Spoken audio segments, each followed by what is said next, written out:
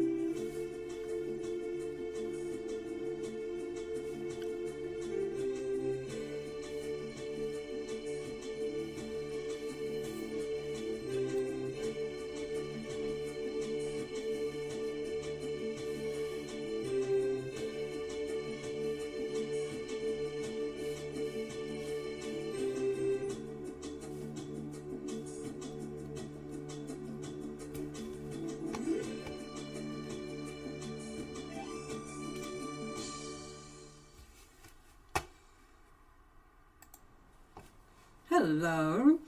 I am trying to bring up this chat so I can read everything and say hi, and it won't come up. So I really don't understand that. It's some days I'm looking right at it. I see I'm alive, but you know. Quisper, is that you? It was a great day for soup. I made a good soup. More of soup instead of stew. I usually like a thick one, but I made it a little bit thinner this time.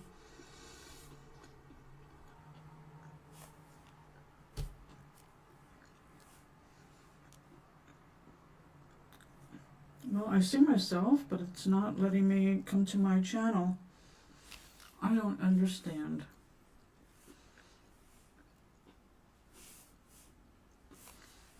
I can't type to you or read everything you're saying unless I bring up the chat part of this. There we go. Come on. Yay. Crisper, I'm glad you found me here again. How have you been, honey?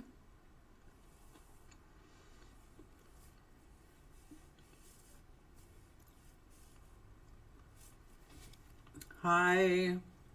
So what are you all doing on a rainy day for you, Jessica? Crisper, I don't know what the weather is for you right now. Fill us in.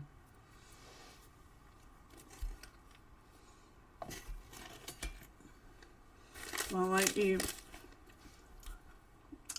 I had a good bowl of soup with some melted Parmesan on it.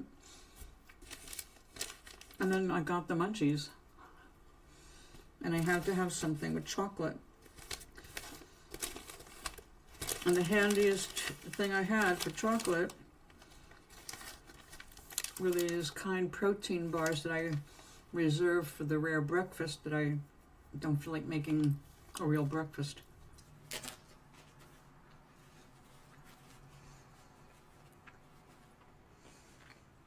Oh, I can't say it's the tech. It's usually user error, okay? I will accept that. It just seems like sometimes it takes so long. I start to feel inept, but, you know. Oh, we actually have some ice on the ground. It's been raining, and north of us, it's been snowing.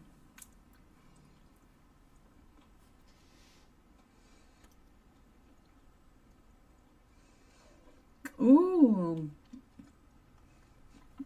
I like that. Do you make it from scratch, or when I get that, it's usually Progresso.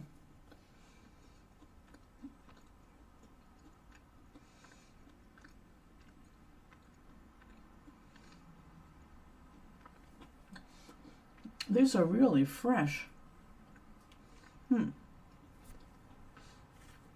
Not a complaint.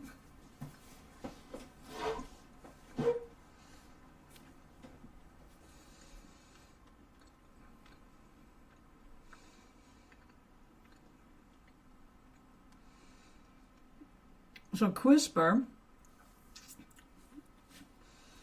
where are you now?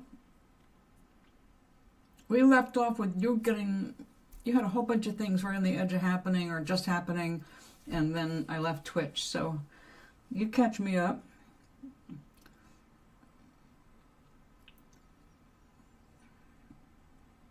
Oh, nice. Oh, that's really good.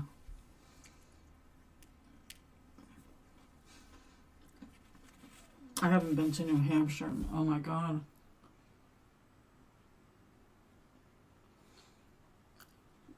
Since the 70s.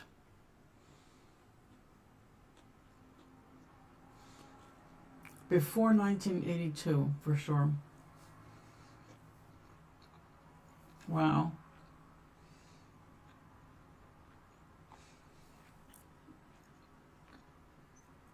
Well, I bet that was way better than Progresso.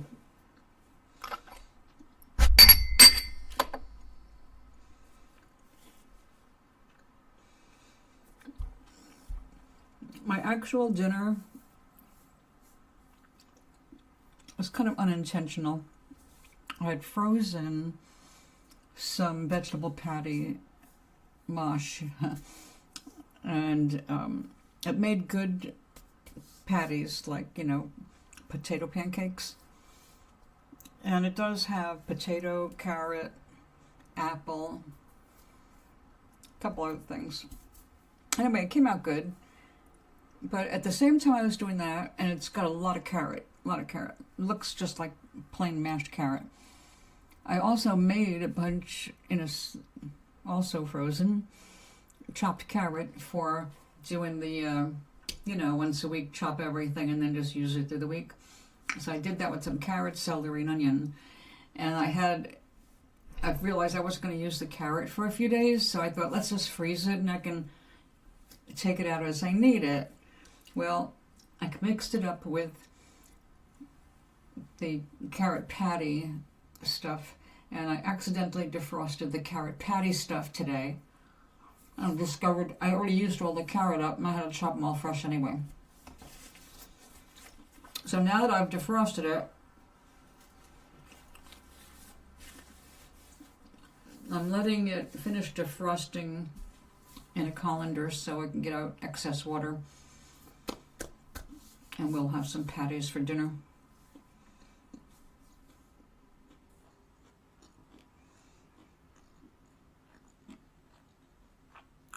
Wow. So what inspired y'all to go up to New Hampshire for the weekend or for Saturday?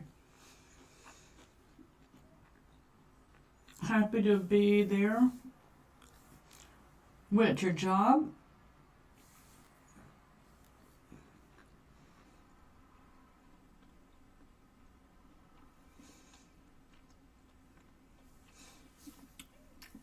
Jessica doesn't know you, Quisper.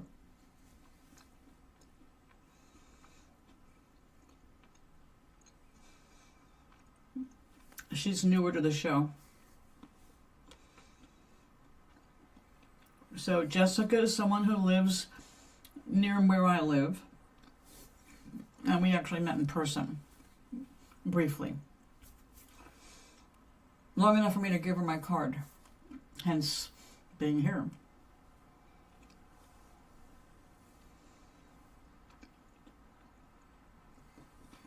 Job here, everywhere in general. Were you getting ready to ask somebody out the last time we spoke?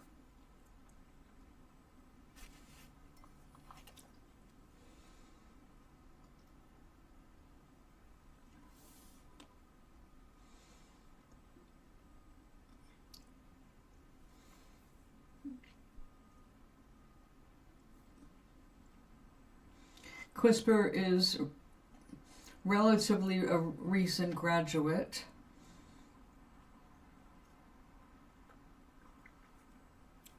Are you in the Philippines or Malaysia? Because leave it to my memory. You gotta remember, unless things are repeated on a regular basis, I do forget, Quisper. I know who you are, I know your energy, but details...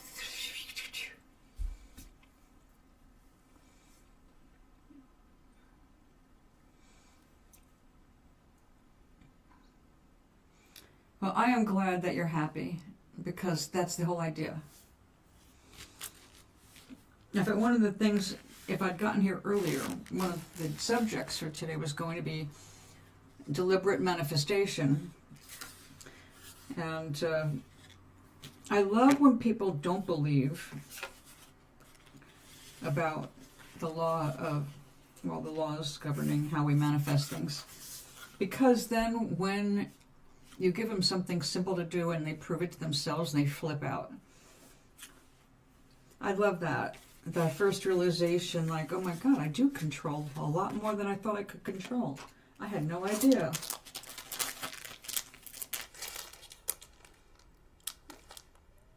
Slovenia.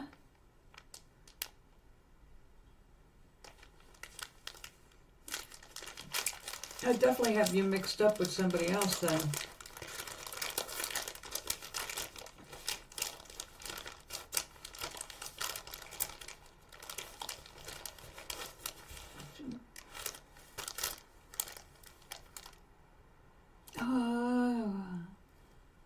Oh, how cool.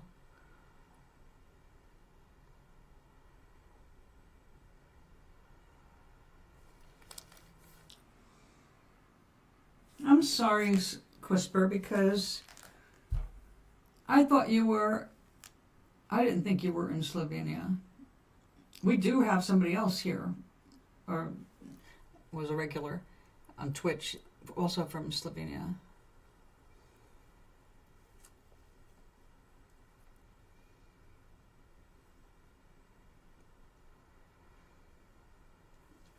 And Jessica, I love going to those kinds of things. I'm glad that y'all had an opportunity to check something out. We need to get back to doing things in person instead of everything online. We've lost so much connection and civility. I think too much time behind the anonymous masks.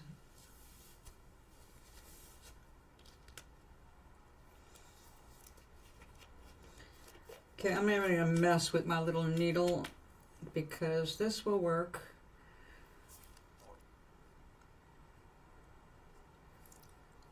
I realized after getting my first holiday card, and today I just got my first holiday gift, which is still in the box because I was waiting for my friend to respond. Did she want me to open it right away, or did she want me to wait until the holidays? And she said I can open it anytime. But I was just about to go on live.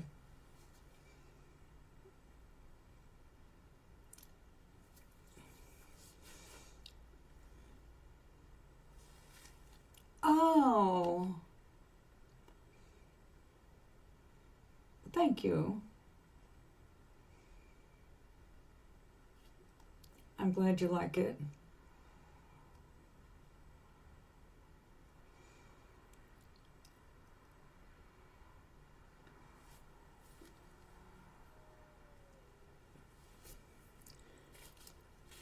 There is a cute but small coffee shop near me, and I like it primarily because it's the only one in town, and in fact it's the only one anywhere around town that is strictly a coffee shop, like my ex-husband and I were going to have. We were going to open up an espresso bar and went all over Arizona looking for spaces. But they have some roaster down the road that gives them the fresh bean, so it's like really good bean and really nice people. Every time I get something there, though, like a croissant, it's a little different. I asked, the first time I got a croissant, and somebody asked me, would you like it warmed? And I said, oh yeah, can you do that? I'd love it warmed. And it was so perfectly warmed, it was like it just came out of the oven. Fresh, it wasn't overdone. It was heated all the way through. I have no idea how they did it. I didn't watch. But it was amazing. And then the last time I ordered one was when I went to the No Kings rally. And the young girl behind there, she put it in like a panini thing. I mean, it was like toasted, it was a squashed, crispy croissant. Now, I happened to like it, but it was not what you would normally do with a croissant. Hello there, Kat. Guess what I listened to this holiday? Let me guess. Your favorite musician ever on the planet?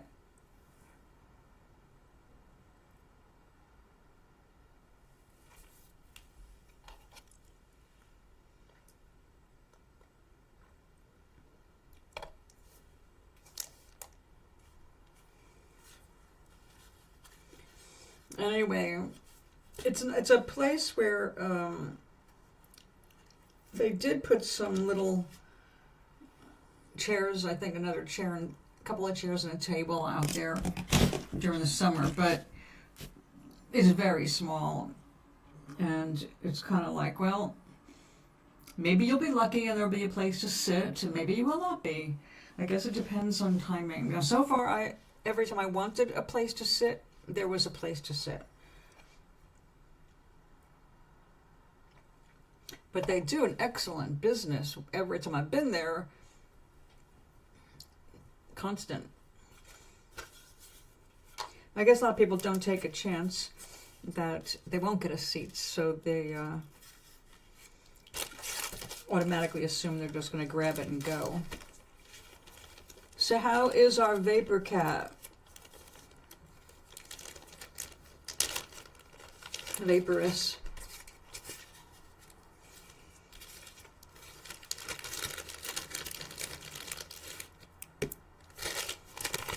Talking about things I've had since the 80s.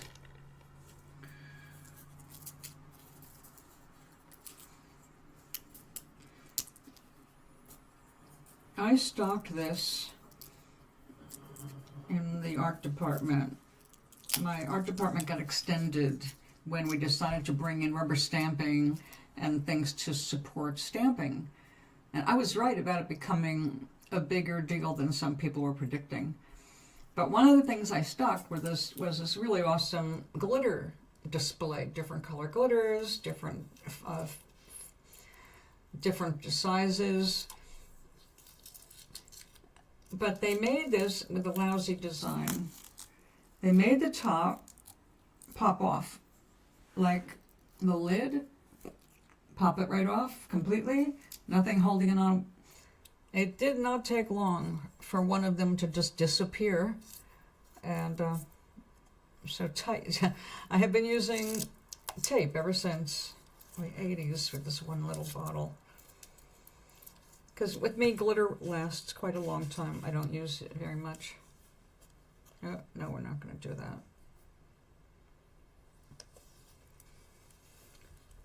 Peppermint Winter. Bird Kissing Baby. Oh my goodness, I never heard of those. Kiss Me Babe, it's Christmas time. Kiss Me Babe, it's Christmas time. That sounds funny.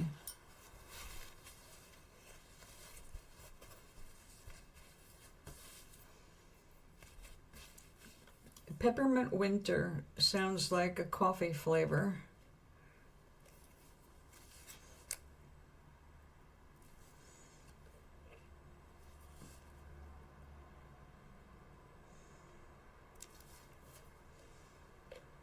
Come on.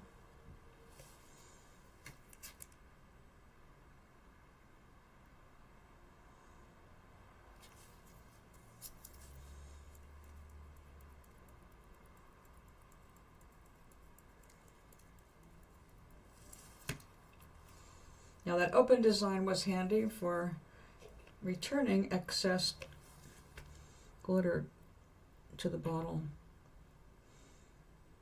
It's got wide holes.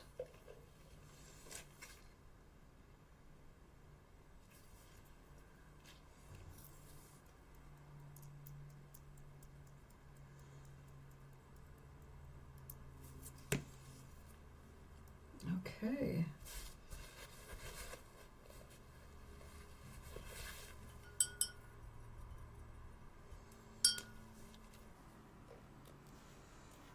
I'm just going to let that set for a minute. Well, that sounds like an interesting lineup for your... Is that you're just like hop around the house and do your chores music, or do you sing along? Well, humbug, yeah, sounds like it would be funny. I didn't realize that's what that was said because I saw Hambug, and it didn't occur to me it was humbug, but now it makes sense. I was wondering how hamburger figured in.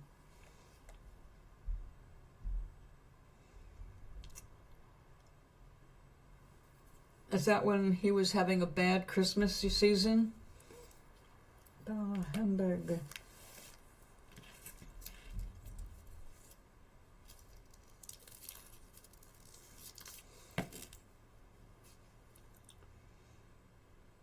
It's for driving in and out of job.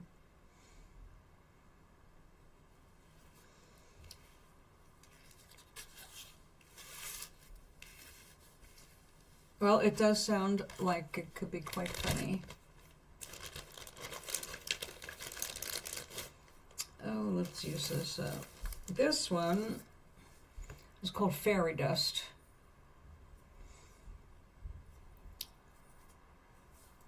And that's exactly what I was talking about, these pop and disappear tops.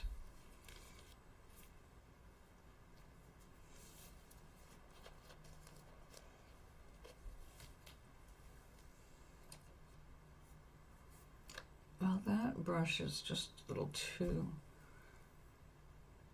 thick.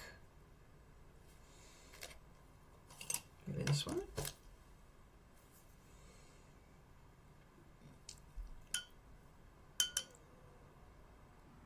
Oh, good. Yes.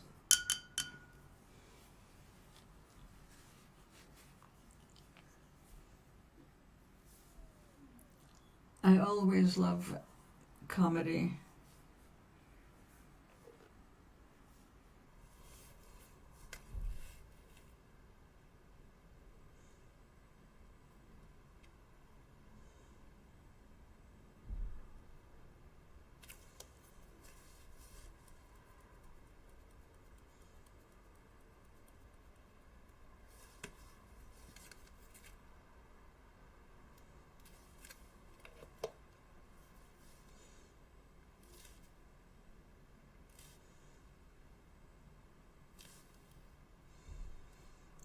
Last year, most of these cards that I made, I just stuck them on people's doors anonymously. But now I feel funny putting them out there because a lot of people know who I am. Now I want to put them in envelopes so people can't see what I'm doing.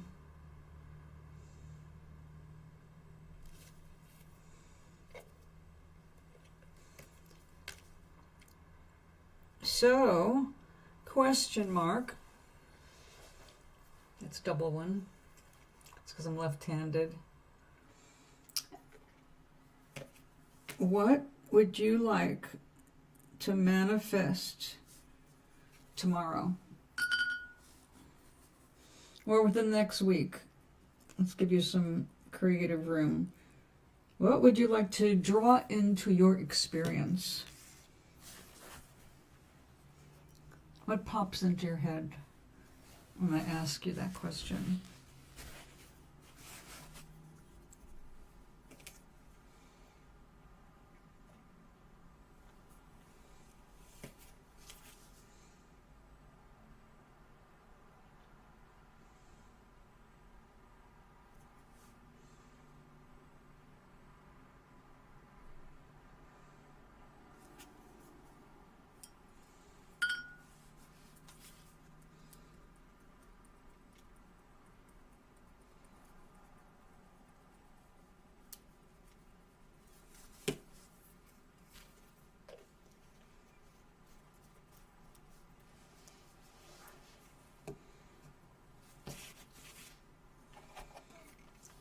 Joy. Well, joy is the result of your head being on straight about what you like to do. Okay. What could you do or receive that would bring you joy?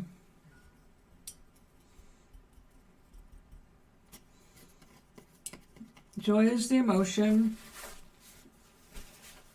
What would bring you more joy?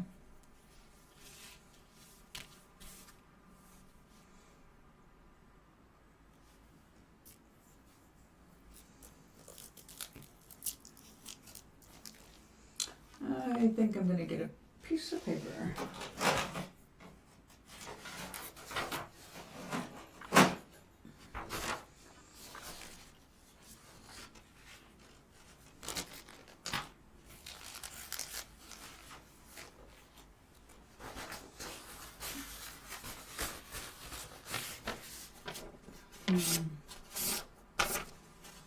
Oh, I know, for me, whoopsie, I would love to come across some cookie cutters. I used to collect cookie cutters, but that was one of the things I lost in the divorce. No, he didn't take them. It's just that during the everything being packed so he could get the hell out, things just disappeared really fast, and before I knew it, you know, my kitchen was gone. So, yeah, cookie cutters. I would love to have a new collection of cookie cutters, but I don't have money to spend on cookie cutters. How often do I make cookies that require cutters? Every couple of years. But they've been on my mind lately because I want to bake more, and for the people in the building.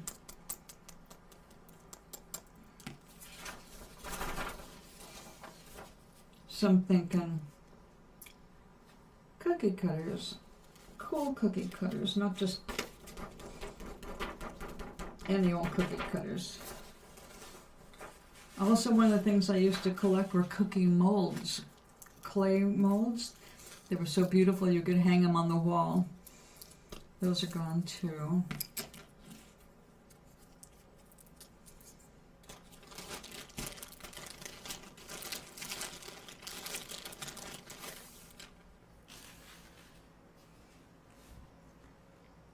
Snacks and cake will bring you joy. You're easy. Sounds good to me.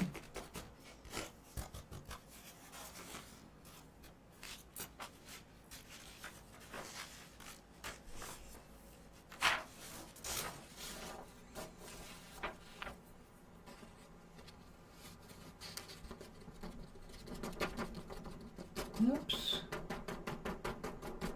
This stuff is so...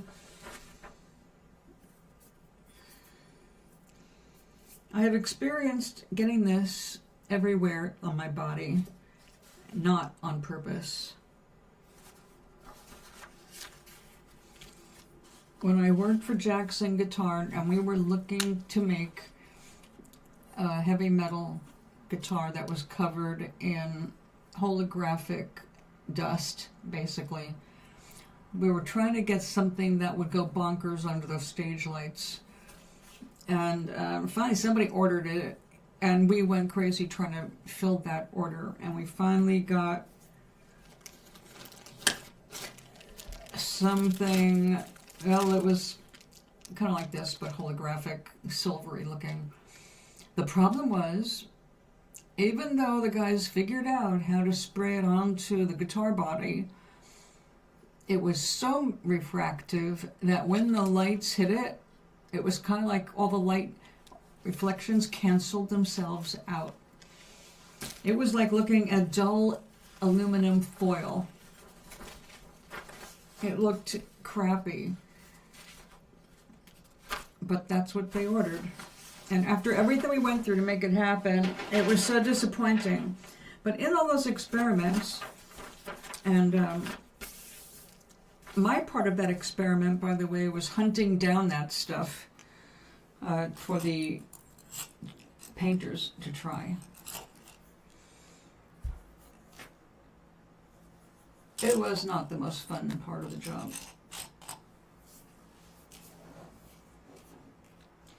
But also because I was getting all the samples in the mail, I ended up wearing quite a bit of this, and I ended up with it on my scalp, and I even had some like down in the fingernail. It's like, I'm gonna have to grow this out. It got jammed underneath the cuticle. It was weird.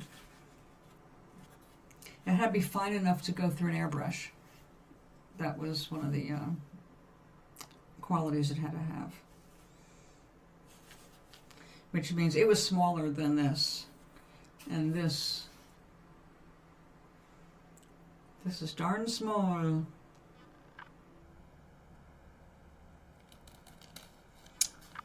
All right. I think I've done enough to that. Let's get this on the out of the way. We'll get these out of the way. Yeah. And tomorrow I can start signing them and delivering them. Be the first time in my life I was ahead of the game for the holidays.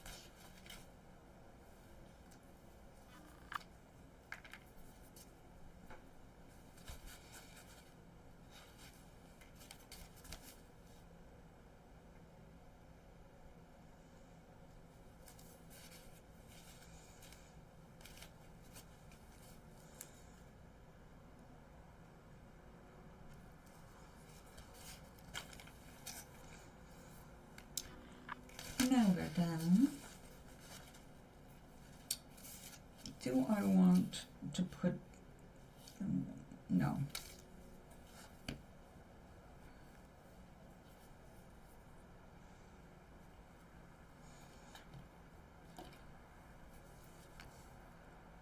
Oh my goodness. Thanks so much for being here, Quisper. It's been a long time. I've missed you, sweetie. Have a wonderful week.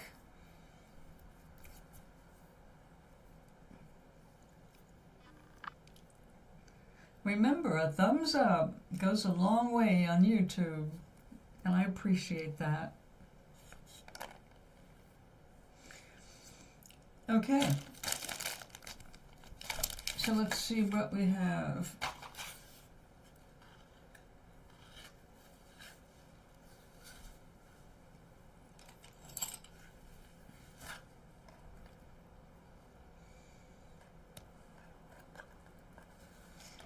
This is surprisingly strong and yet delicate. Strange stuff.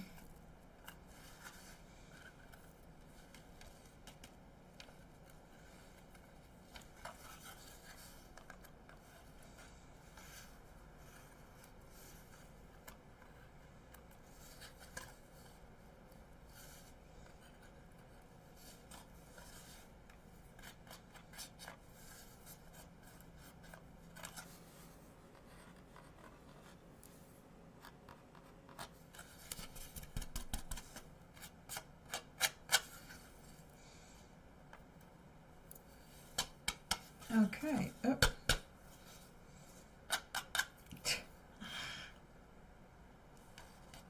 Now, okay. Yeah, I wanted some contrast. It's funny how that gold looks like black. That was one of the first things I was taught when I went to work at the art store, because I wanted to work with metals. And they said, well, just remember, when you use a metal in your painting, you've got to look at it as a dark value because it reflects everything. And it's like, what, silver? It's like, no, looks like black when you start looking at, yeah, that's really funny.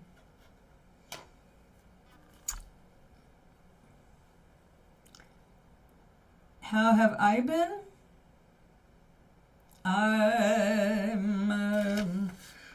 I'm good, darling. Thank you for asking.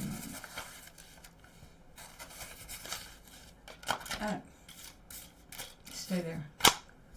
And you? What have you been up to?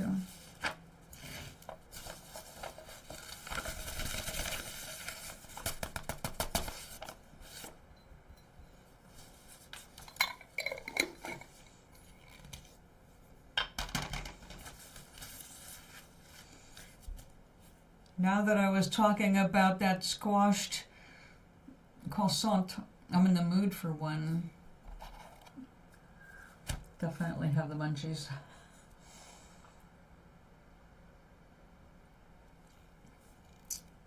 I have been focused on making holiday cards, and that reminds me, I've only covered winter solstice and Christmas. I have not covered Hanukkah. And I'm gonna have to do that for at least a few cards. I'm just gonna get these out of my way because I'm kind of short on room here. All right, let's just put this out of its misery.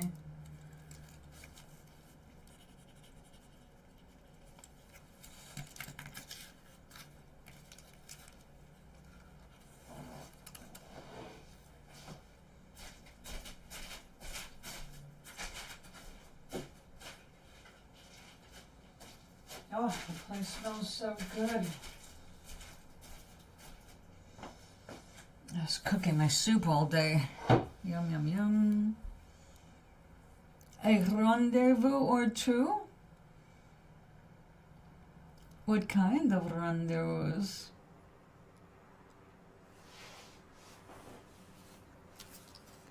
Meeting in a cooking class? A romantic tete-a-tete?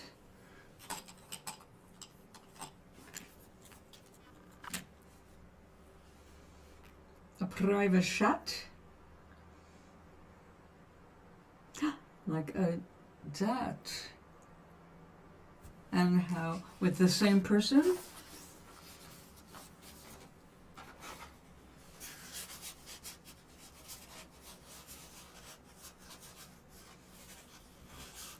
Oh, that's right, I'm missing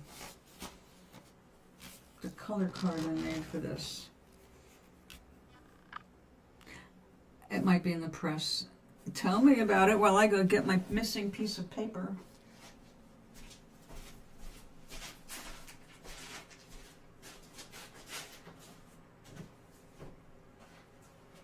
Yes, that's what it is, right here.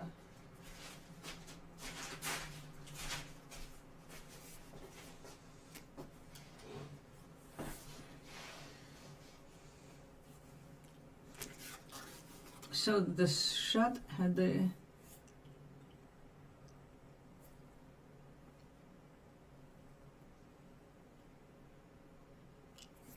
well, were they just dates?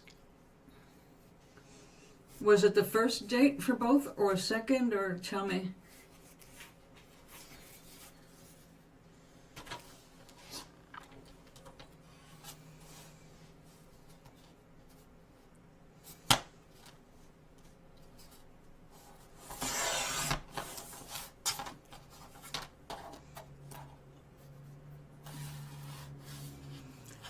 Oh, well, that's not hard then.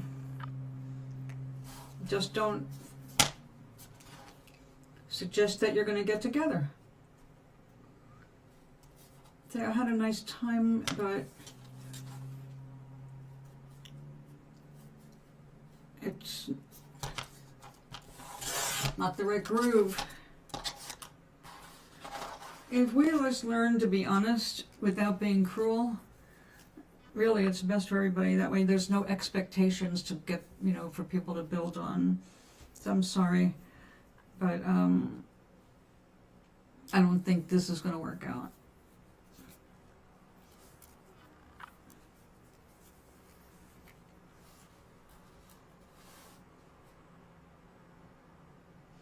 If someone seems quite in love on the first date, that's a red flag. Quite in love. There's quite in lust, and there's quite in chemical attraction. Love is not on first date. Sign of somebody with a problem. Well, that's great.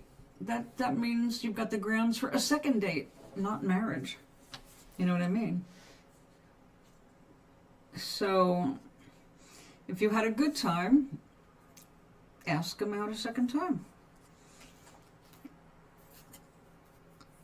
Because the truth of it is, it takes at least 9 months to get to know a person. When you get past the initial cool shit that you share, we're always looking for a reflection of ourselves in the other. So when you find things that you're on the same page with, it's really exciting. And it can be overstimulating in some ways, and it leads to imagination, not always in a good way.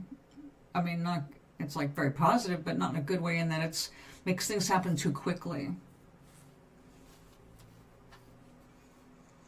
Her first ever date, that's definitely, take it slow. Love is something, if it's sincere, is something that grows. It's something you've got to get to know the person. Otherwise, it's just a crush or an infatuation. And I've experienced both, and all three. So, I feel like I didn't really give off vibes like I don't want second date with the Christmas girl.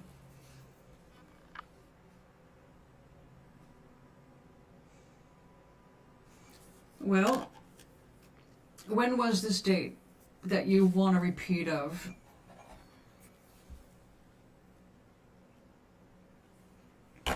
Did you call the person and then say, I had a good time, that was nice, would you like to try it again?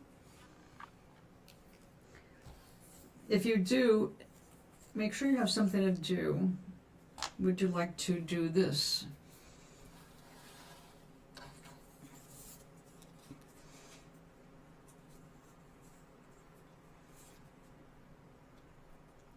Okay, so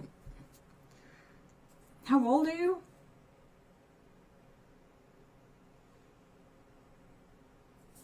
It does make a difference.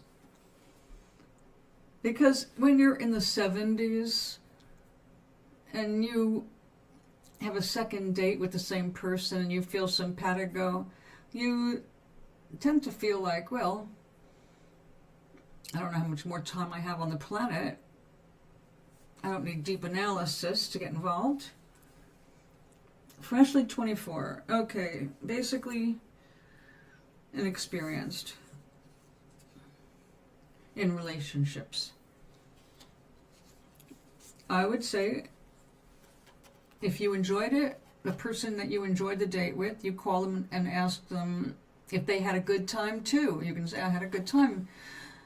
You seem to have a good time, did you? Would you like to do it again? Or would you like to do this on such and such a date?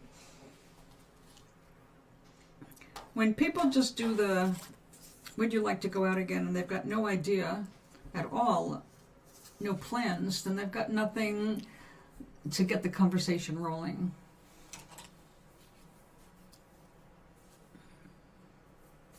But it sounds like it was off to a good start. Now follow up.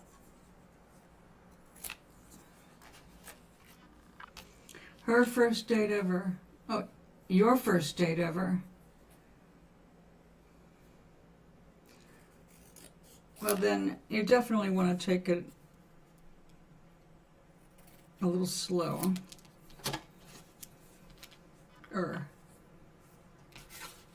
That's very exciting, and I'm glad it went well.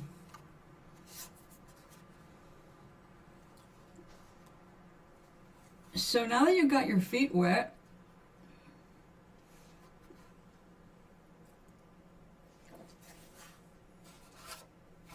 you have an idea of the things that you enjoy doing. Do you have any idea of the things you would like to enjoy that you haven't? Like skydiving. I'm not saying skydiving for you, I'm just saying there are a lot of things that we can do, and we feel braver when we can do it with another person. And sometimes that's a great premise for a date. Like when Rich came in from Dublin, one of the things that we did was something that neither of us had ever done before. Because both of us had enough experience with plenty of dates, and I had 2 marriages, so a lot of stuff is not new to me. But if you want to create a relationship with somebody, then you want, where possible, to experience firsts together. And see, you know, you might find that you are very enthusiastic about something that you just tried for the first time, where the other person goes, no thank you ever again. You know, so you have to be with the person over a bit of time and different experiences to find out how simpatico are you really.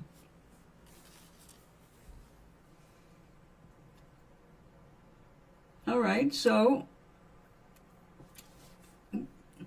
you just don't want to say that you're not interested, but that's not insulting. You're not going to be interested in everybody you date or meet, and likewise, they're not going to be interested in you. It's not a terrible thing. That's how we learn to discern who we get along with and what we have in common. And you know, you can know somebody for a while and then realize under different circumstances that, oh, this is not the person I want to be with in an emergency, or this or that, you know. You have to have some life experience over a period of time to determine if it's going to be a long-term relationship. But at your age and lack of experience, I'm not saying be reckless, but I would suggest that you try a variety of dates and people before you try and settle on one person to be a partner.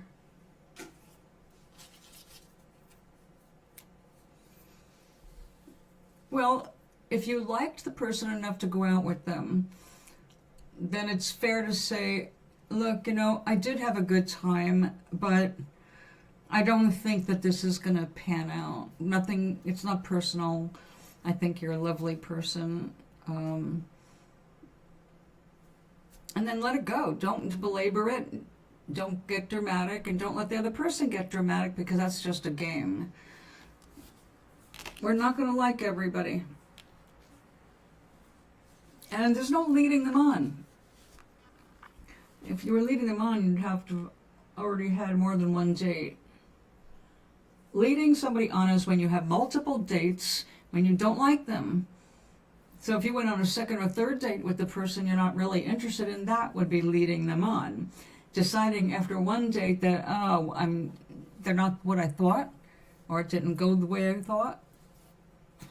We're not going to have chemistry with everybody.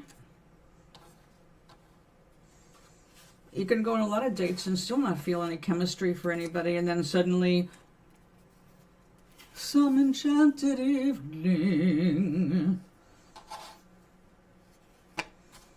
And, that's how it goes.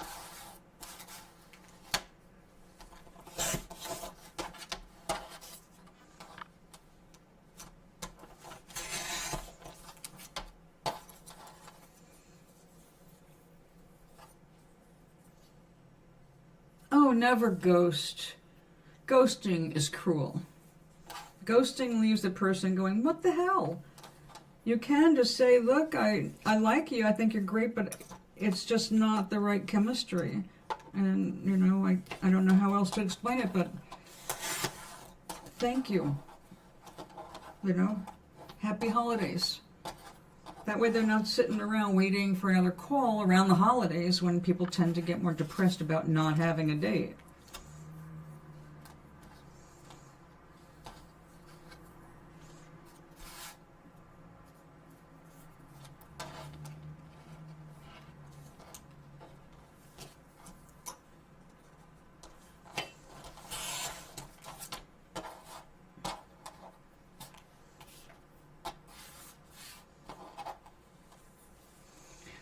Well, that's it for all of us, right, Jessica?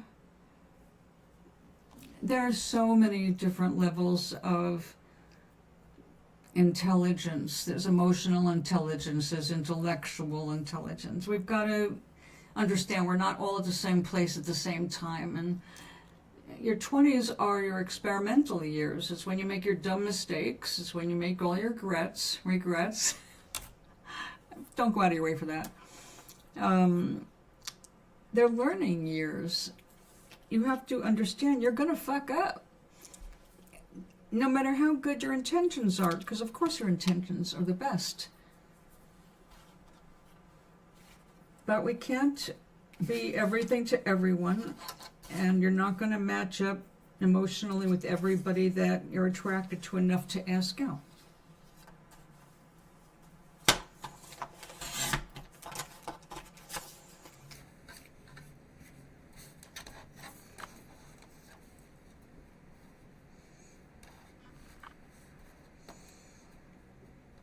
Heaven knows, when I was your age,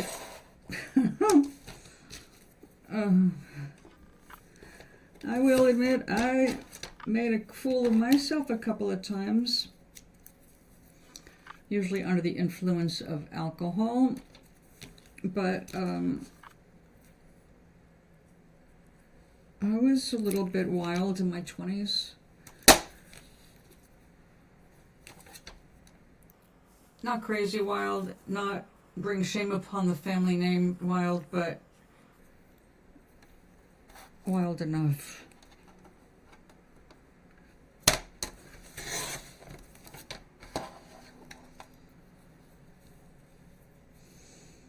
Oh, exactly. But you know what? If you don't freak out about mistakes along the way. And you take them for what they are, experiences that are teaching you about being human, and they teach you your preferences. Until you experience something, you don't know what you prefer. You've got no basis for comparison, so you do have to go and screw up. It's the only way you're going to learn some things. And yes, as much as you try to be a wonderful person, you are going to hurt feelings now and then. I am not boasting when I say I've broken a few hearts. Not because I wanted to. The one I still feel bad over was when I was 21 and the guy wanted to marry me. And he was like 27 and I loved him. I was crazy about him, but I was just getting my career going. We were in a band together, and then when the band broke up, he wanted me to give up music and just marry him. And I'm like, I'm a songwriter, entertainer. I'm 21. I'm not giving up my career now. And then I had to go and have back surgery, major surgery. And he wanted to take care of me. And I knew myself well enough to know that if I had let him take care of me after that surgery, I would have married him. I would have felt so guilty and obligated for him helping me out. I would have married the guy. It wouldn't have been good. It wouldn't have been good because I would have been resentful that I did not have my career. I was not ready to settle down and get married. So I had to know myself well enough to break up with him. It broke his heart. It broke my heart. I hated doing it. He was persistent in trying to get back with me. And worse, he only lived right down the street from me. It was terrible. But I couldn't be the wife that he was looking for, and I knew that. So I did what I felt was the right thing. Break up. And I'm hoping, of course, that he went on to live a very happy life and found somebody more along his wavelength with that. But that's all we can do, I can't, and I wouldn't go look for the guy and say, hey, did you ever get over me? Of course he did. My ego wasn't that big. But yes, it always hurts when you have to hurt somebody. But don't over-exaggerate it. The hurt does not go that deep when it's only been one date. Even if you told them how cute they are and you're thinking about the next date, you can change your mind. And it's best to be clear about that. Then, believe me, the closer you get to holidays, the more they're going to hope that you're going to do something together and they're going to have a date for Christmas.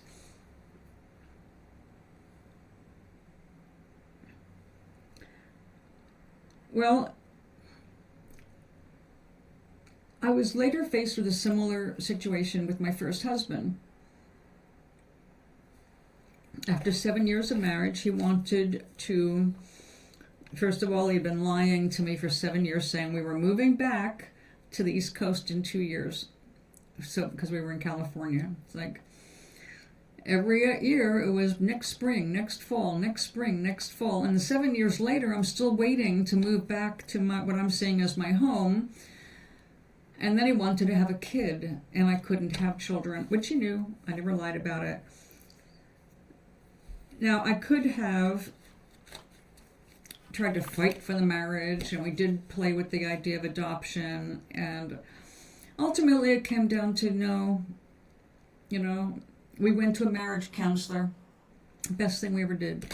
One session set it straight. It was East versus West, child versus no child. Those are major life issues right there. And I decided I'm going to have to end up back on the East Coast eventually, and there's no way I can have a child, and it would cost $10,000 out of pocket to even try. So it was the only right thing was divorce, so he could find somebody to fall in love with, and while he was young enough, and have a kid. And that is what happened. We got divorced. 3 years later, I found a man who didn't want children and wanted to move closer to this coast, and he found a woman who wanted to have a child with him, and it was like, all right, Now he's got a 20-year-old, and they're happy, and I'm happy. So, if it's bad for you, if it's wrong for you, it's also wrong for them. No matter what they have in the front of their mind with a hope, it's wrong. You cannot make two wrongs into a right. So, just like with marriages when they break up, it's never just one side. No matter how innocent or how slanted it can be. I mean, if you have a really abusive husband, yeah, obviously that's a problem. And it's mostly on the other person. But it's also on you because you picked that person and you stayed with that person and you didn't look for a way out. There are options we've got to look at. But one date is not a relationship. One date is just one date. And all dates are interviews. First dates are just interviews. You don't know what the person's going to be like until you go out with them and sit with them and talk with them. And if it goes well and you're curious enough to know more about them, then you get a second date. But it's not, I'm glad that you found you could feel affectionate about someone, or at your age horny. God knows I was a horny young person. I don't know any young people that aren't, unless they're autistic. All right, we're going to do the gluing tomorrow when I've got some better light and fewer shadows.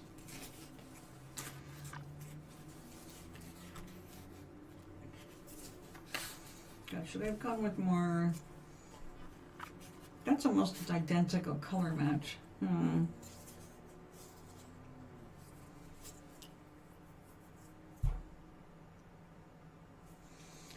no matter how smart you are, you're going to make mistakes.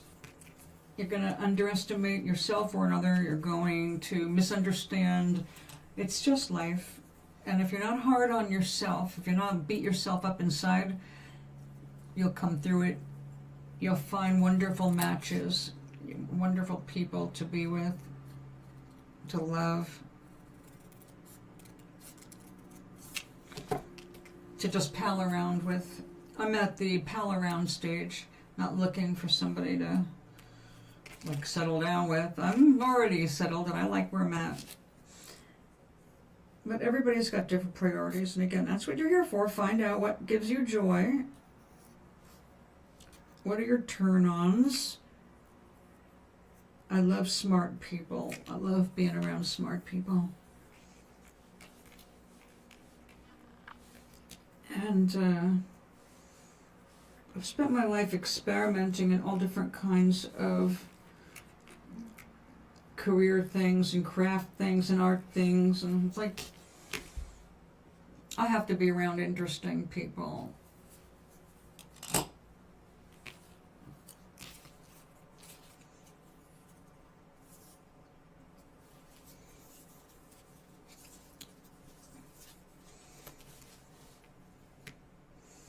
No, that's just not gonna work.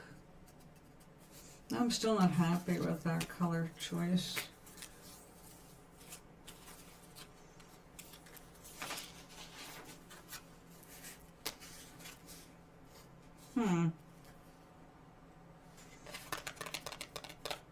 Maybe. Oh. Well, Kat, seeing as how you love opera,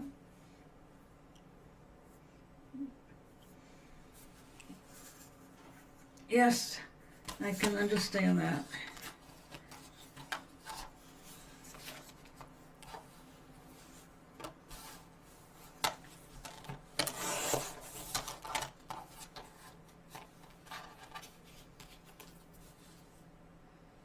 But that also doesn't necessarily mean enough. It's a start.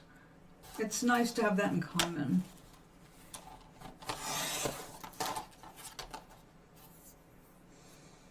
But like I said, no matter who it is, you have to be around them for a while. You have to see them under different circumstances and see how they react to life. How do they react to you?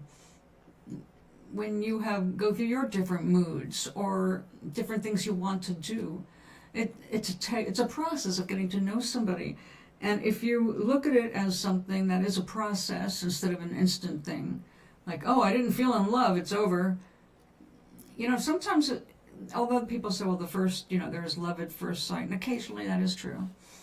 You certainly know right away if you're attracted to somebody, but sometimes it surprises you, it sneaks up on you. It's someone that you weren't expecting to feel any particular way about, and then just suddenly you see them in a different light.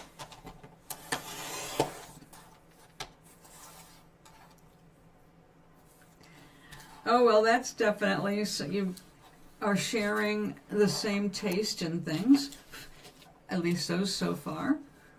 Yeah, I admit that is a nice way to start. I like that.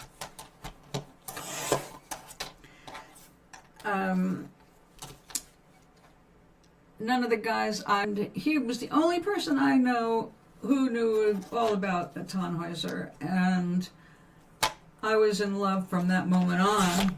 It's like, even Tannhäuser, you said Tannhäuser, I love you. But now it takes a lot more to impress me. But then I was I was very young.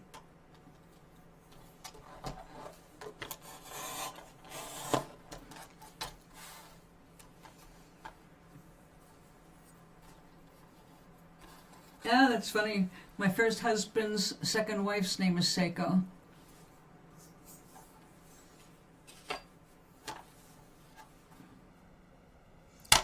And don't forget, synchronicities. We call synchronicities to us all the time. How long have you wanted to go out on a date?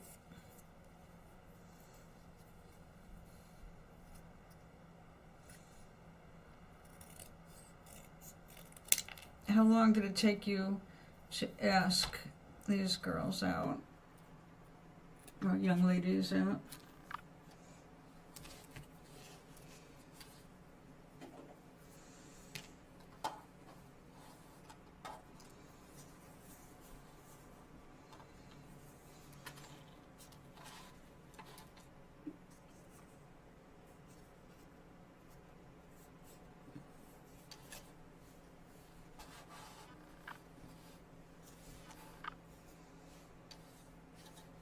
Now, are you all done with school?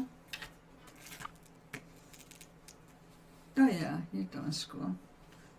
Freshly minted 24.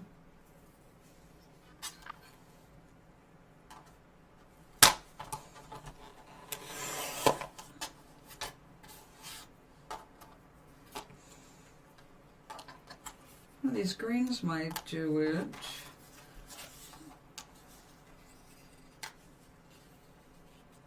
I'll just have to do some decorations that will stand out a little more, won't it?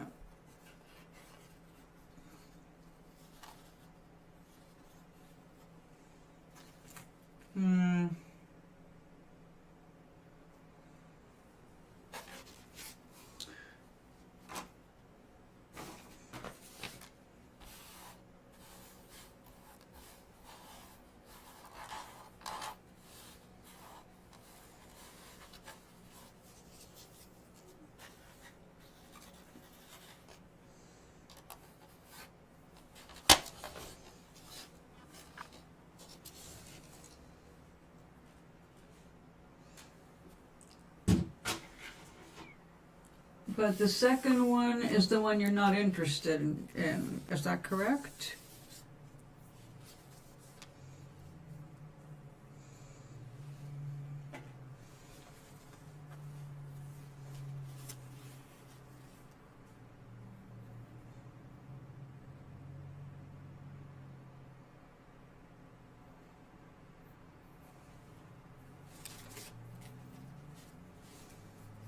And you think of that as leading her on?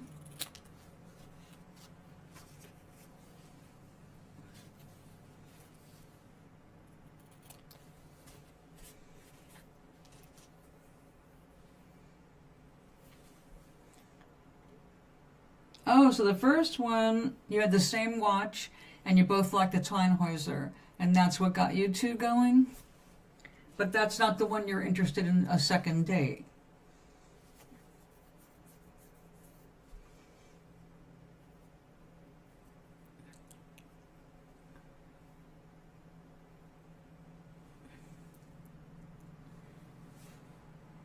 The one you prefer is the one that liked the Tannhäuser.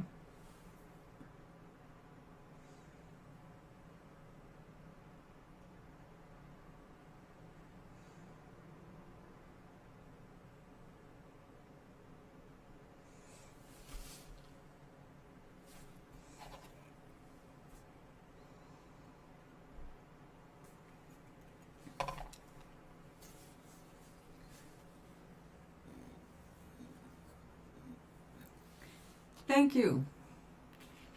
It's not like I can read your mind.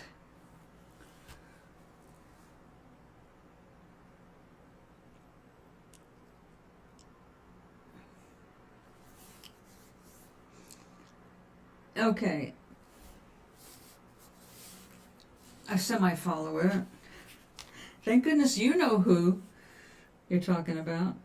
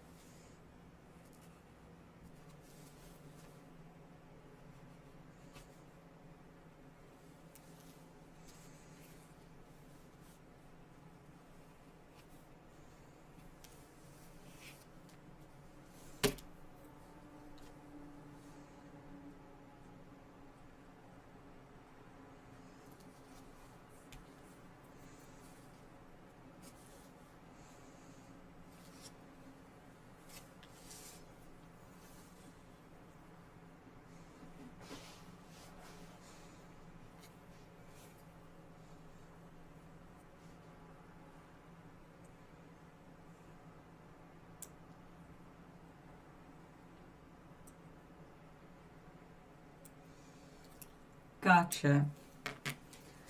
So, the one you're interested in, have you spoken to her since the first date?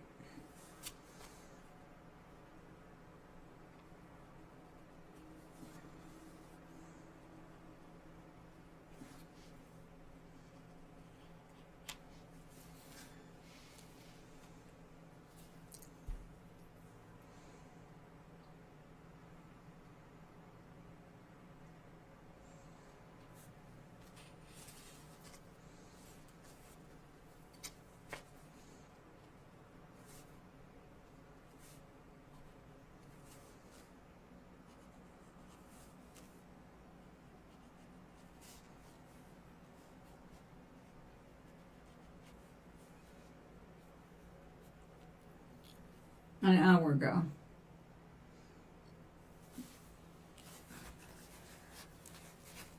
All right.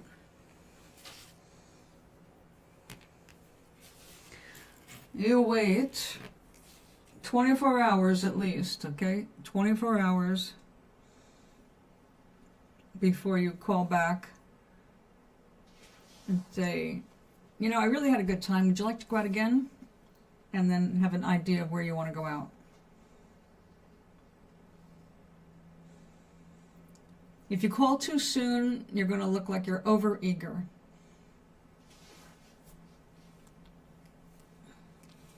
But if you go past 24 hours, you're going to look like you're uninterested or rude.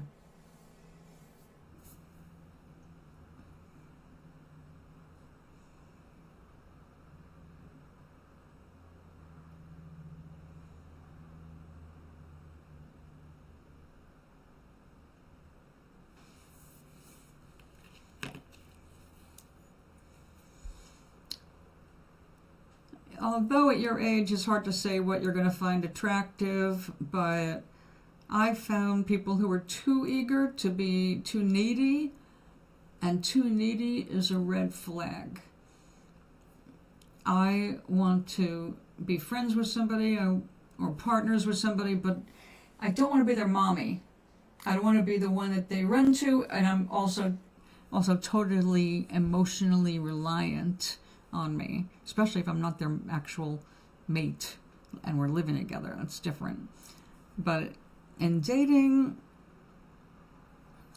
yeah, you gotta have your own, like, my new rule, because of having experienced this, I will never, well, I'm not even interested in dating, but if I was dating, I would not go out with a guy who had no guy friends.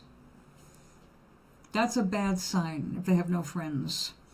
A guy should have at least one best bud. And if he doesn't, I wonder what's wrong with him.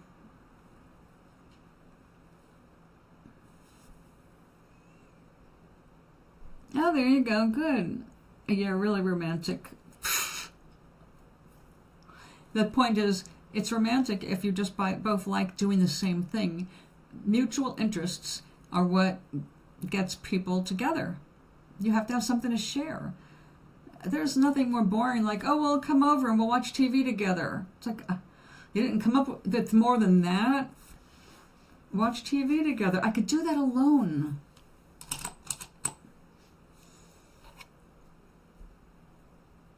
Like when Rich came out, one of the things we did together, we decided we needed to do something that neither of us had done before, so we went zip-lining. Neither one of us ever zip-lined, so we went and we zip-lined. So now we know what it's like. It was also a first for both of us, and we shared it, which made it, you know, a bonding experience. Because neither of us had ever done that with anybody else.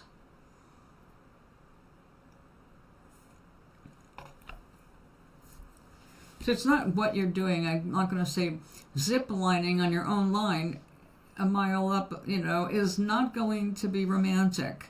You can't hold hands as you're zipping down, and you're not going to be able to talk to each other while you're zipping down. So it's not exactly romantic. Well, that's true. That guy the guy I had to break up with that was so painful, our first date was at 5 o'clock in the morning on a cold New England day to take pictures of this wreckage of a house that was tottering on the edge of a creek, well, kind of a river. And the first picture that he took wasn't of me. He was practically standing on his head over the river to get a picture of a leaf. And it turned out to be a fabulous picture. We had his aesthetics, his craftsmanship, his artistic eye. We got along so well. He was a great bass guitarist. I just adored him. But I was not ready for marriage at 21. So no regrets there. But yeah, so our first date was 5 a.m.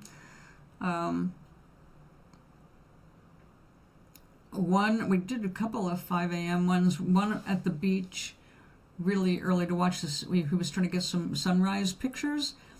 That was a miserable day because the water was really, really cold and rough, and we had to get up out on these slippery rocks, and it was not a lot of fun. Cold spray, and finally the sun came up, and I couldn't wait to get out of there.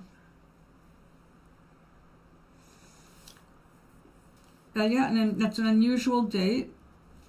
So, did you set up an actual date? Or just say that these might be fun and both of you agreed? A lot of that, what you've said, is going to set it up to when you should call to set up a second date.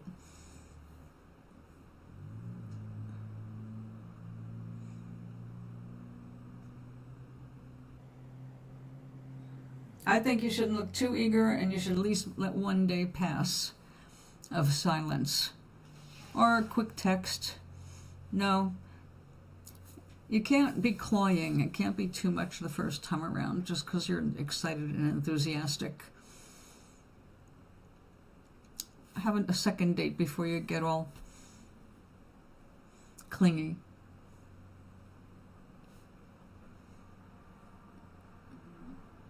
Yuck. It's not one of the things that I would be interested in seeing, but if both of you found that that's interesting and you have that in common, then yes, that's what we're always looking for, somebody who likes to do the same things that we like to do. With Glenn, I went hiking and kayaking and walking our dogs, and I did the gardening, but we had, hundreds of acres to explore and play on. So, we had a lot of things in common. That's why we lasted for 20 years. The last 2 years of 21 and 22 sucked. But we had things to do all the time that we did have in common. So that is what keeps a relationship going sometimes, even when other parts of the relationship seem to be getting a little thin. Long-term relationships, they go up and down, and that's why only time can tell you if it's true love. Love is something that endures. It lasts. And it has to be over a year, to be sure, because infatuation, the average infatuation, where you're convinced it's love, is like between 9 months and a year, average. And usually around that time, if it's infatuation, you start falling out of love, or that person starts to become more flawed for some reason, and you start to get further apart instead of closer together.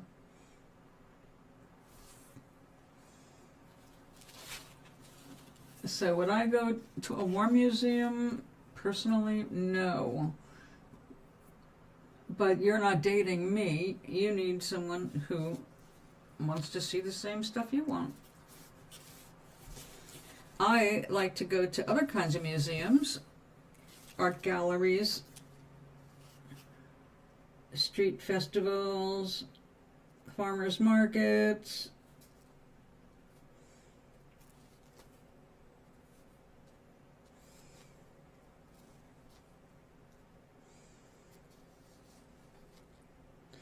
anywhere there's food to try. Food is the magic word. Well, I would hope not. After one date, you'd be fooling yourself if you said you were.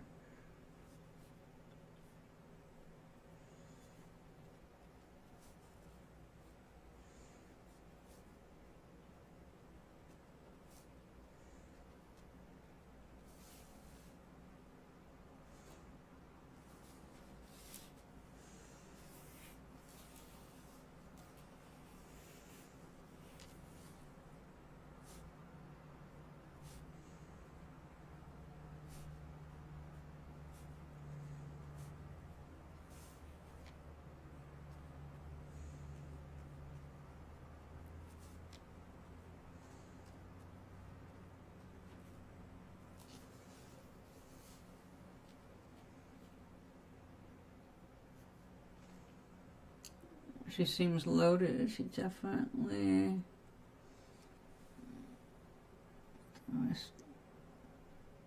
doing your standing ticket only. Oh dear. Well, that is something to consider. But how loaded can she be? How old is she? Are you talking about her family has money? Or she's got an extremely lucrative job?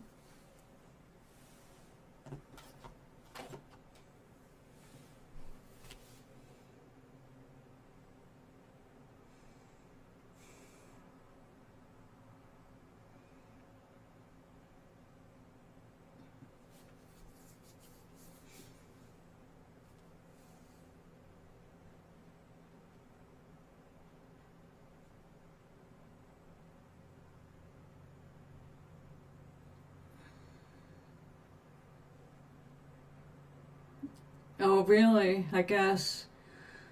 The dude, what's your problem? Are you 12 years old?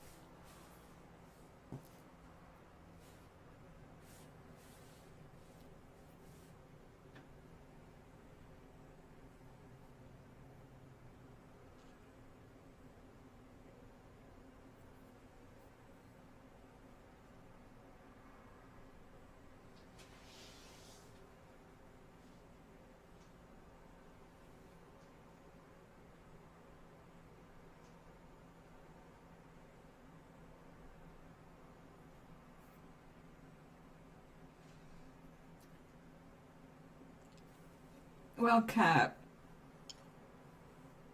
I guess you're just going to have to work that out with her. She may say, hey, I have a season pass, or I can buy you a ticket.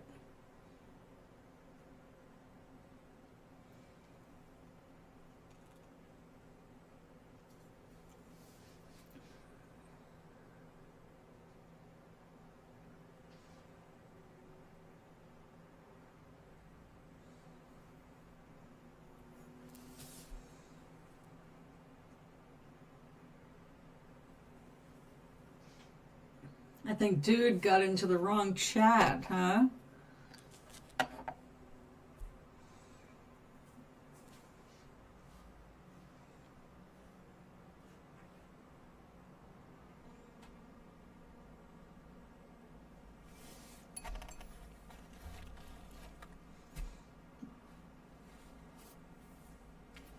Oh, Kat, it sounds like you're going to be off on an adventure.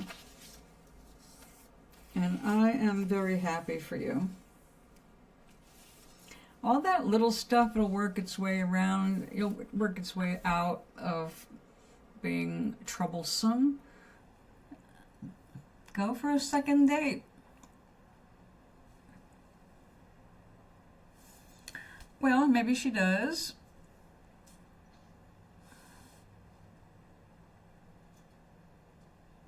Oh, nice.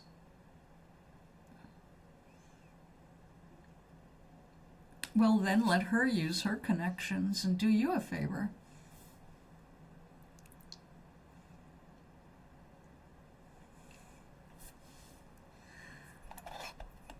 It could be the beginning of a beautiful friendship.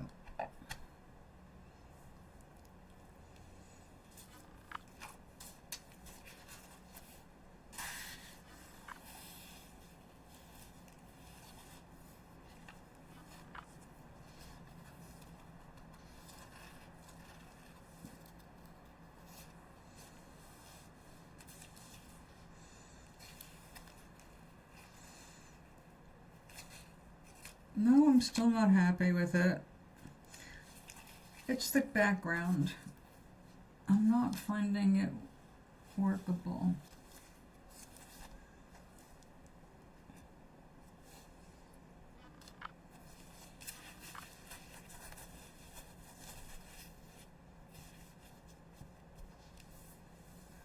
Aww.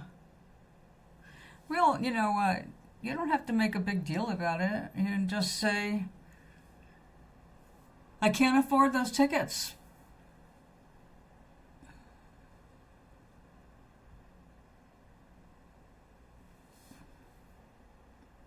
When she knows what you like, maybe she'll want to take you out and treat you. Can you, okay, why don't we try to manifest that right now? All right, let's experiment, thought experiment, all right? Don't worry about it. Stop thinking about that. You're putting blocks up already for manifestations. Don't worry about how it happens. Let the universe handle it. Do you want to go? Do you want those tickets? You want that ticket? One for you. All right. All right. So it's a wonderful thing. It's expensive. It's more than you can currently afford. But what if you got it as a gift? How would you feel if someone said, hey, man, I know you've been wanting to see this. I've got a ticket for you, and it's guess where? Out of the blue, without you telling anybody. Crazier things have happened. And now you've met someone who has the budget and the love for opera that you have. You don't have the budget, you've got the love. But what is it that opera lovers love? Other opera lovers. Those that, what do you say? You like to dissect the opera? You like to take apart the production later? You're the opera critics.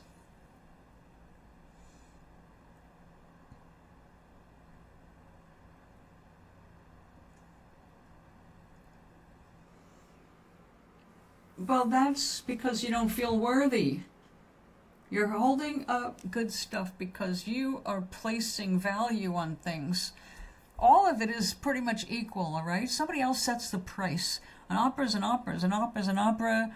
It just depends on how much it costs to put it on in a specific theater, because how much they've got to pay for the theater. But basically, the operas have been around for hundreds of years, the same ones over and over and over again. Money is just a current thing, not just a currency. A thing. It's a current thing you got to deal with. But what if you don't have to deal with it? Tonight, when you go to sleep, imagine what it would feel like to sit in the best seat in the house or close to it. Imagine just how would it feel to have that ticket. Don't worry about how it comes to you through that young lady or prize, a gift. You don't have to know how the universe will deliver it. You just have to be clear on how would you feel. What if? What if it was right there in your hand? You saw the ticket, a seat you really would love to have and usually can't ever afford. Well, so you're putting a lot of people want to put their money there, and that's great. If you win, if you believe you can win, then you will win. If you believe that you're doing this as an act of desperation, you won't win. Because your vibration is not about winning, it's about the lack of. You have to have the vibration of what you want, the end result, not at the beginning. So tonight, imagine having it already, not how to get it, just imagine already having it. You got to connect with the feeling of having it, like it's already done. Not the hoping or wishing. Those vibes don't help manifest anything, because they're basically saying, I want this, but I don't have it. And you're paying attention to the not having of it, possibly even more than the having of it. So that's why you don't even get all involved with that. Don't worry about how the money's going to come or the ticket's going to come. Just be clear on how you would feel if you had that. And then let the universe take care of it. Just let it go. Try it 3 nights in a row and see what happens without mentioning it to anybody, between you and me and whoever's listening.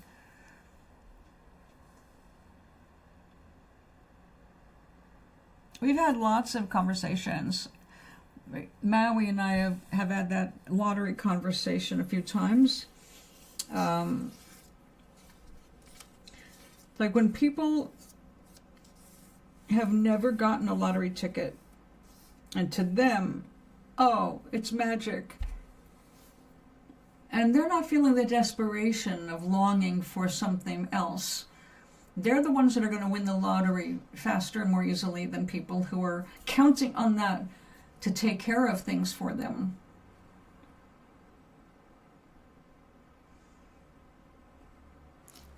There you go. So you're breaking even.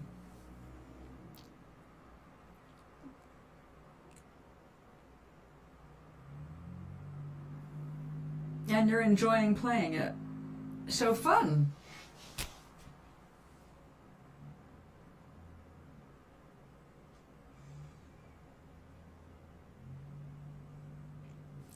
There's that fun, scratchers or waiting for the numbers to come up.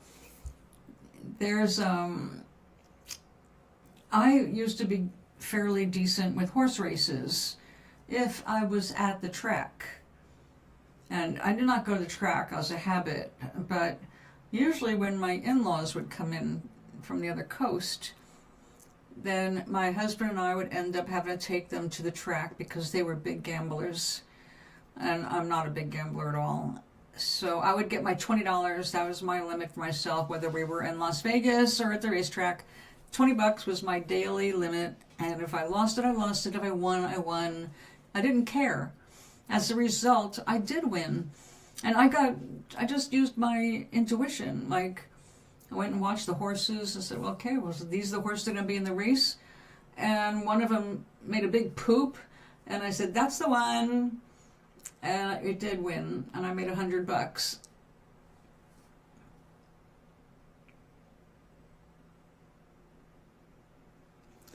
if it takes 200 mil to do that, that's a waste of money. But if that's what you want to do, my dear,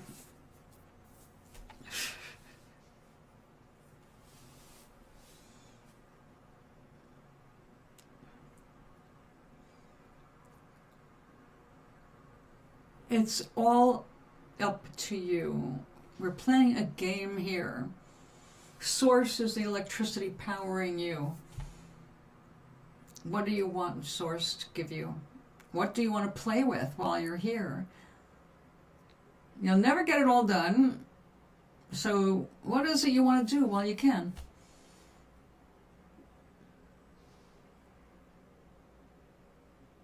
I agree. I agree. Why should you put limits on it?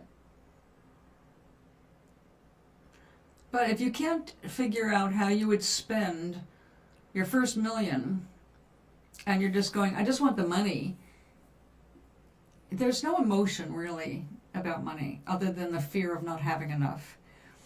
You have to be able to get into the already have it zone. It's a done deal. I can relate to that. I can't do that in my apartment building, but I wouldn't mind having a bidet toilet, yes.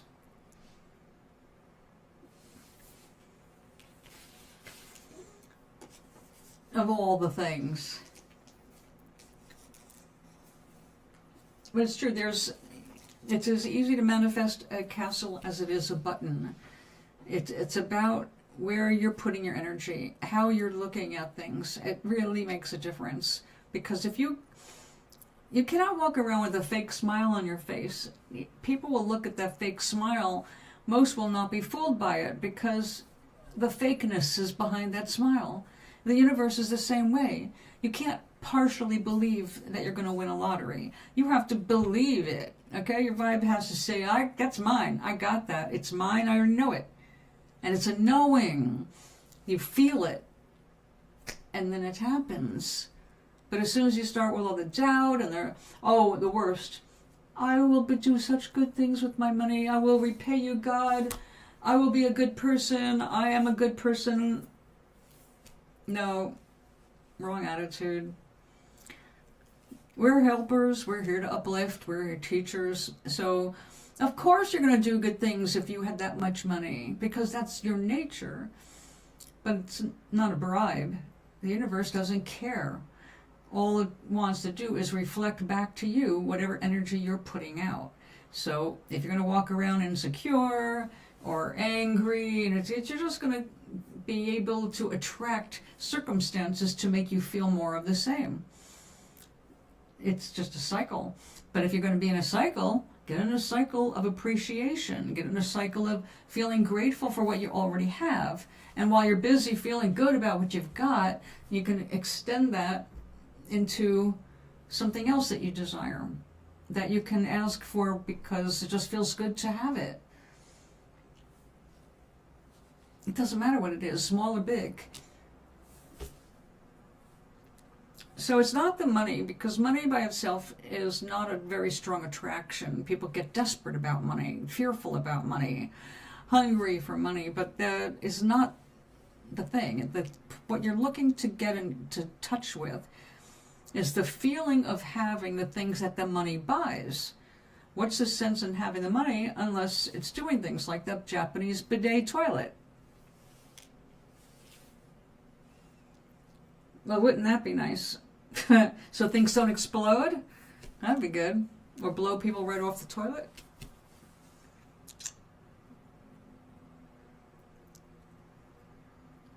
Exactly. Aloha. I knew I would succeed. What about Jim Carrey? Wrote a check for $10 million to himself and carried it around for years in his wallet. Said, someday I'm going to get a $10 million contract. I'm going to get that 10. And he did. They signed him up for a movie and his paycheck was 10 mil. So you have to believe in yourself. The universe will back you up, whatever that belief is. And Doc, we practiced it, all right? The problem is that after an initial success, a lot of people just forget. They go on and they forget the power that they have. Remember when we were sitting there, when you started the garden, and you needed things, and you needed information, and you didn't know who to contact? What happened when we just, the night before, talked about the love you have for the garden, how good it felt to be in the garden, how good it felt to work with the earth and the plants, how good it felt to go out there and take photographs of your flowers as your vegetable flowers were opening. All of that love. And then the next day, a guy went out of his way, not knowing where he was going in particular, and he found you and gave you a bunch of important advice. And he's not normally on that side of the island. He even told you that. And other things started happening. And when you are in a good mood about your garden, you attract things. People give you things, right? Even when, what did we talk about? I said, what did you really want when you wanted music in the garden? Because you found yourself motivated and feeling good and level when you had some music. And when you got out of your own way, you got music. You got a $500 headset to wear out there. And you didn't even know it existed before you got it. When you know the universe is here to help you, whatever it is you want to do, whatever it is you want to do, whatever it is you want to do, your world is your world. Your sphere of influence is you. And when the universe is working with you and you're working with the universe, things flow. Things happen more easily. And people go around like, wow, were you lucky? Yeah, I was. How come you get all the luck? How come that kind of thing always happens to you? It never happens to me. Wow. Well, maybe it's because of the way you're thinking versus the way they are thinking. That's right. You didn't see it coming, but you did know basic things. You knew what you wanted, music in the garden, all right? And you got out of your own way by just feeling the love for the garden. Instead of being critical about your job in it, or critical about your neighbors, or critical about anything, you focused on what felt good about doing the gardening. And you attracted what you needed without you having to give specifics to the universe. The universe knows you've got good taste. The universe knows you want good sound. The universe knew what you needed. You didn't have to tell the universe, because the universe is, you're an extension of the universe. So everything that you want is known. You just have to get yourself in the right wavelength, the right vibration of that which you desire. You can't attract something that you're feeling bad about, or hateful about, or fearful about. It's going to stay away. You're just going to attract things that make you more fearful. So yeah, you didn't see it coming. But you didn't have to. It was a wonderful windfall, right? And that wasn't the only thing you got that week. I think a couple of neighbors surprised you with some other things. When you know what you want, you know, you can feel it. You feel it right in your heart. You feel it in your gut. Something says to do something. Something says, get that. When I went to that Christmas fair the other day, I knew going in, I was going to find exactly what I wanted. The only thing I was aware of at the time was a hair scrunchie. I knew there was going to likely be somebody there making hair things, and I needed a new hair thing. So I did. I found 2 hair things. But I also found other things I wanted. I wanted a rosemary plant, and I found it. The last tables I looked at, there it was, little rosemary tree. It's like, yes, I've been wanting this for a while. And I went in there just all positive and feeling good and putting my blessings around the place, you know. I did not know a rosemary plant would be at a Christmas craft show. But it was delightful. Met some kindred spirits, because I went in there with a great attitude. Okay. Oh yeah, it's still early for you. I'm going to be going shortly.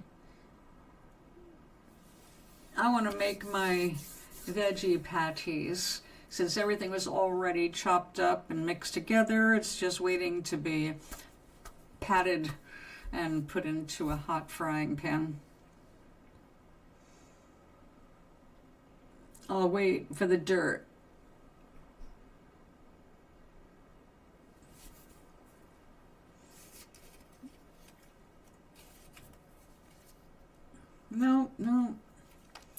No, these are just wrong. What if I put a little gold on this? Oh, I'm so hungry.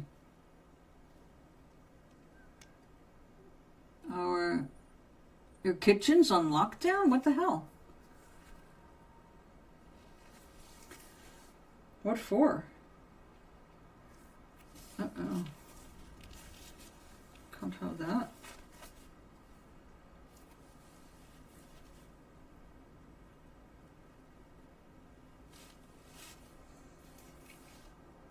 On lockdown.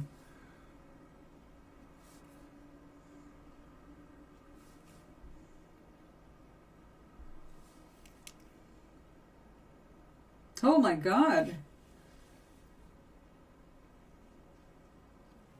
The kitchen of all things. Holy moly.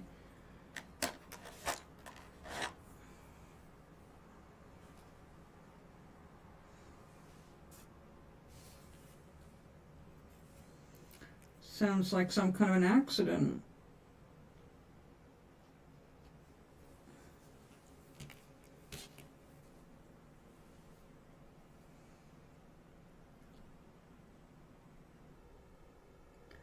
Oh, yeah, okay.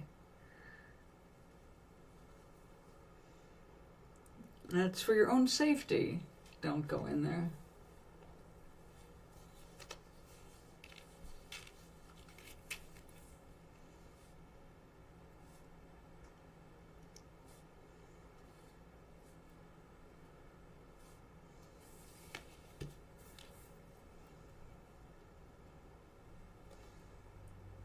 Yeah, that could do it. It's pretty harsh stuff.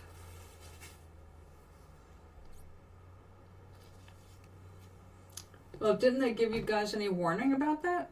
I mean, after all, it's a dormitory. A lot of people are kind of reliant on that. Oh, so no warning. If there's no warning, I would think that there might have been some kind of an accident that called for it to happen sooner than later. Oh, no.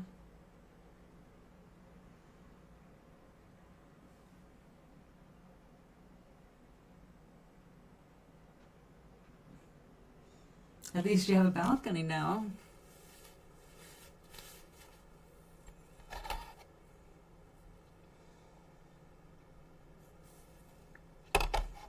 Well, you're still having a great week. 2 dates.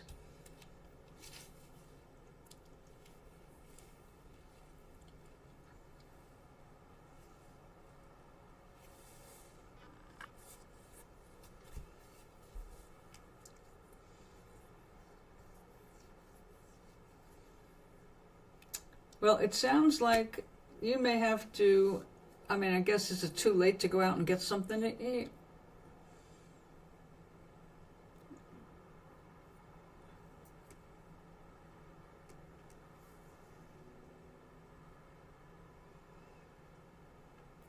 Oh.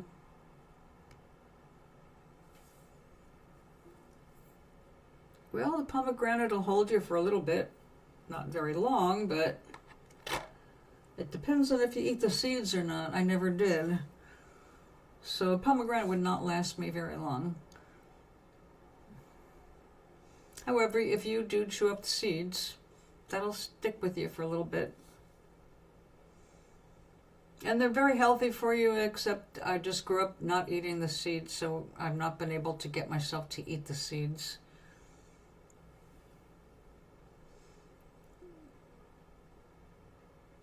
Oh, yeah, I would think so.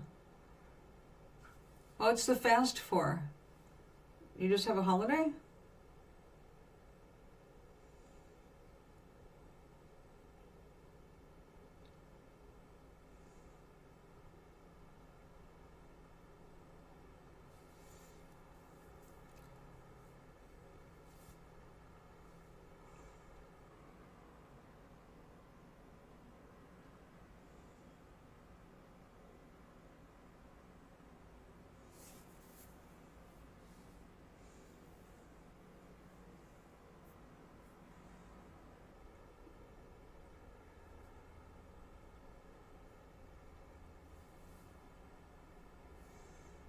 Um, Not good.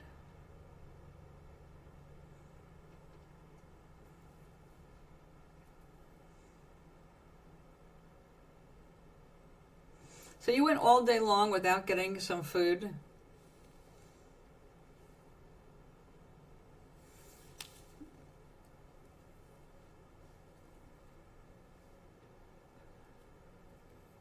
That'll teach you to keep food in your room. Well, they probably don't want that because of bugs.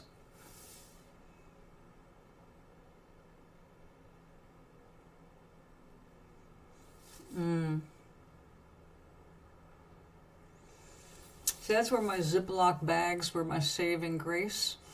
I put everything in a Ziploc. And that's how I keep my snacks in my night table.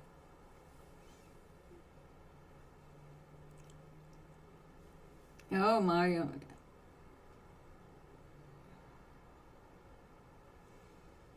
Well, that's good. I mean, dorm rents are supposed to be low. That doesn't mean they're supposed to ignore problems that come up. So what are you going to do for the rest? It's almost bedtime, isn't it, for you? It's 5 o'clock for me. And what are you, 10 o'clock for you or 11?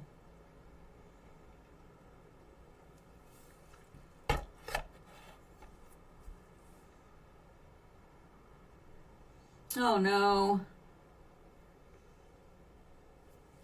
Bad people. Fruit thefts.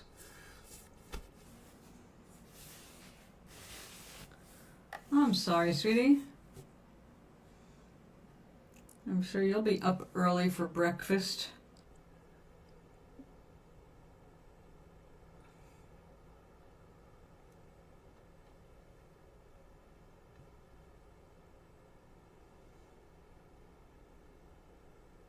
Well, Maui, are you back yet? I want to say aloha. See how much the glare?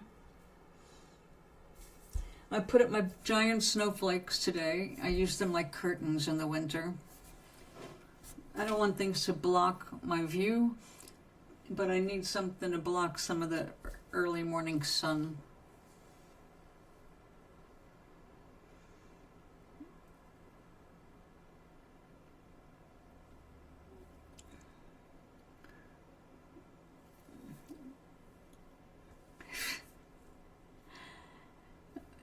Well, don't take chances. You have until tomorrow morning. Go to sleep. Rest your body. Don't burn up any calories.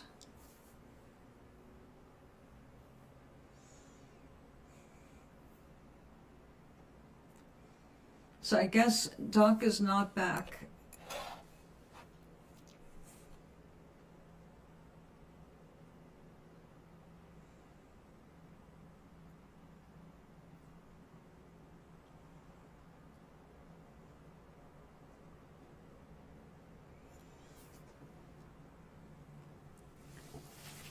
Well, it's getting late.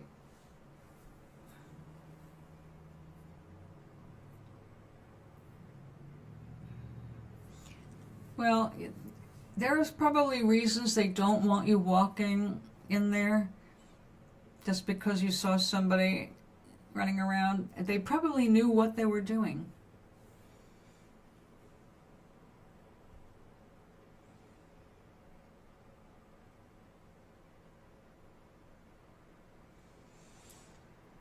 But tomorrow morning you will need to make sure that you energize your body, get food. So Maui, where are you, darling? Not here. Okay, I'm going to be back. What's tomorrow? Tomorrow's Wednesday. I will be back tomorrow.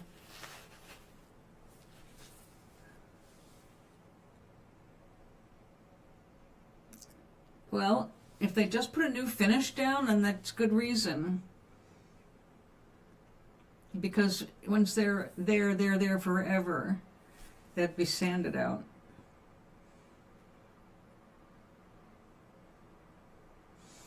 When my linoleum in my kitchen was put down, I wasn't living here. That happened before I moved in. But somebody got the cement on the bottom of their shoes, their big work boots.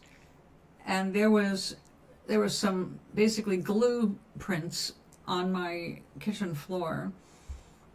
And no matter how much I scrubbed, I couldn't get the dirt off them because it was permanent. I had to have them come in with solvents and clean my damn floor. So, yeah, it's a drag.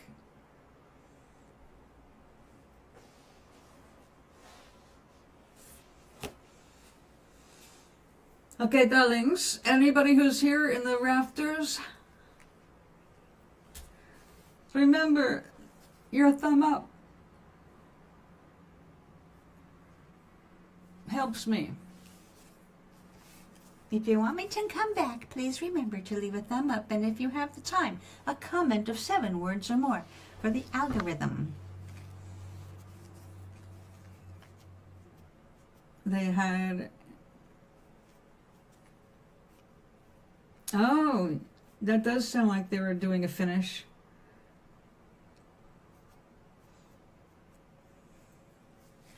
All right, sweet dreams. I'll see you tomorrow, if you're around. I'm thinking of doing cookies tomorrow.